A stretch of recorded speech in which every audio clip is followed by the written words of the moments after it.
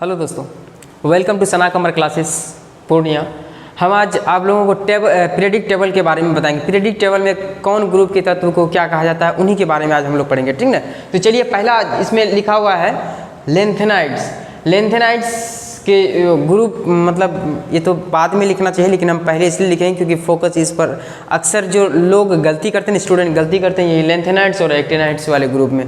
तो इसमें हम एक साधारण तरीके से इसको याद करने का एक बिल्कुल आसान तरीका बताते हैं, ठीक ना। देखिए, हम यहाँ पर दिखा रहे हैं आपको कि 57 से लेकर 71 तक, आपको स्क्रीन पर भी दिखता होगा ये लेंथेनाइड्स वाले मतलब पीरियडिक टेबल आप देखते होंगे, ठीक ना। देखिए, 57 से लेकर 71 तक वाले तत्व जितने भी होंगे उसको क्या कहेंगे? लेंथेनाइड्स। अब कहेंगे लेंथेनाइड्स क्यों इसका नाम रखा गया? क्योंककि लेंथेनम से इसका स्टार्ट हुआ है, इसीलिए इसका नाम क्या रख गया है? लेंथेनाइड्स, ठीक ना। अब यहाँ ध्यान देने की बात है कि 57 से 71, कभी कभी ऑप्शन में दे दिया 57 से 71, 89 से 103। इसमें कन्फ्यूज़न होता है क्या कि लेंथेनाइड्स होगा या एक्टिनाइड्स होगा। तो इस कन्फ्यूज़न को दूर करने के लिए आप लोग एक तरीका अपनाइएगा, क्या कि देखिए, यहाँ लेंथेनाइड्स जो है स्टार्ट कहाँ से होता है? एल से, ठीक ना। एल से जब स्टार्ट होता है, हमको पता है कि लेंथेनाइड्स में अल्फ़ाबेटिकल में देखिएगा, लेंथेनाइड्स में एल का मान कितना होता है? 12 होता है ना अल्फ़ाबेटिकल में। तो इस 12 हम कैसे लाएंगे? यहाँ पर ध्यान देने की बात है, इसको जोड़ देंगे। देखिएगा, इसको जोड़ देने के बाद कितना होगा? 7 और 5 12 हो गया। अब देखिए, 12 जो होता है किसका स्थानीय मान होता है? तो एल का होता है। अल्फ़ाबेटिकल में हम लोग जानते हैं ना, मतलब कितना होता है ABCD में, यानी एल का मान कितना होता है? 12 होता है। अब देखिए, इसको 12 पूर गया, 7 और 5 कितना हो गया? 12, यानी 12 किसका मान होता है? एल का मान। तो लेंथेनाइड्स को याद करने की कोई आवश्यकता मतलब अब हमेशा के लिए याद रह जाएगी कि 57 को जोड़ेंगे। देखिए, इसका जोड़ दिया अंकों को, 12 हो गया। 12 यानी शुरुआती में यानी 57 हुआ, तो इसका निश्चित रूप से किसका होगा? तो लेंथेनाइड्स का होगा, क्योंकि इसको जोड़ने के बाद कितना हुआ? 12। 12 किसका आता है? एल का। तो एल का यहाँ पर एल से देखिए लेंथेनाइड्स, लेंथेनम है। अब यहाँ पर देखिए एक्टिनाइड्स। अब एक्टिनाइड्स में क्या, इसको जोड़िए तो 9 और 8 कितना होता है? 17 होता है। ओ, यहाँ तो ए का मान यहाँ पर इसका शुरुआती में ए है, यहाँ 17 कैसे हो गया? तो यहाँ पर इसको जोड़ना नहीं है, इसको घटा देना है। इसको घटाइए, क्या 9 है ना, 9 में से 8 को घटा देंगे, कितना बचेगा? 1 बचेगा ना। देखिए, ट्रिकी माध्यम थोड़ा सा कॉमन सेंस लगाना पड़ता है, बस इतना है कि इसमें जोड़े और इसमें घटाए। अगर इसमें आप घटाइएगा, देखिए क्या इसमें घटाने के बाद क्या हो सकता है? आप घटाइए इसको, 7 में से 5 चला जाएगा, कितना बचेगा? 2 बचेगा, जबकि एल का होता ही नहीं है। तो थोड़ा सा अलग तरीके से बता रहे हैं। तो देखिए, 9 में से इसी का 9 में से 8 को घटा दिए, कितना होता है? 1। 1 किसका होता है? एक्टिनाइड्स में ए का मान कितना होता है? ए का मान हमको पता है कि 1 होता है, ठीक ना। स्थानीय मान कितना होता है? अल्फ़ाबेटिकल में 1 होता है। तो यहाँ देखिए, इसका अगर अंतर कर दिए, इसी अंकों का अंतर कर दिए तो कितना हो गया?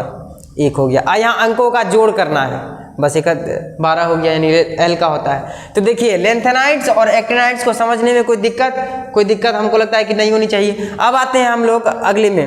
प्रथम ग्रुप के तत्वों को क्या कहते हैं? कौन कौन है तत्व? Hydrogen, helium, lithium, potassium, rubidium, caesium, francium, ठीक ना।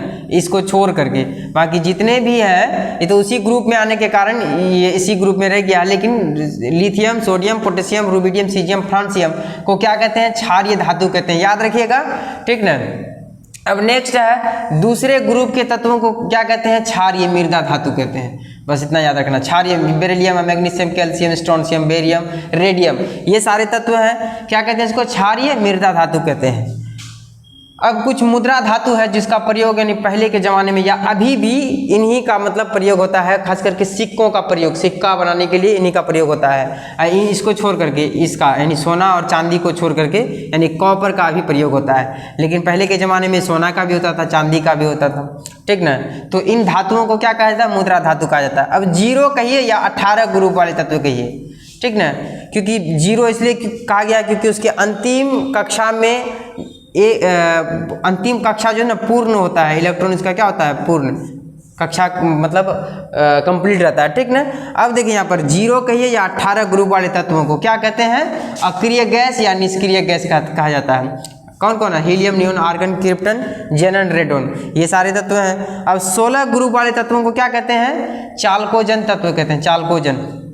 अब ध्यान रखिएगा, 16 ग्रुप यानी O से स्टार्ट होता है। हमको पता है कि O का परमाणु संख्या कितना, याद रखने का हम थोड़ा सा बता रहे हैं कि याद कैसे रखेंगे इसको।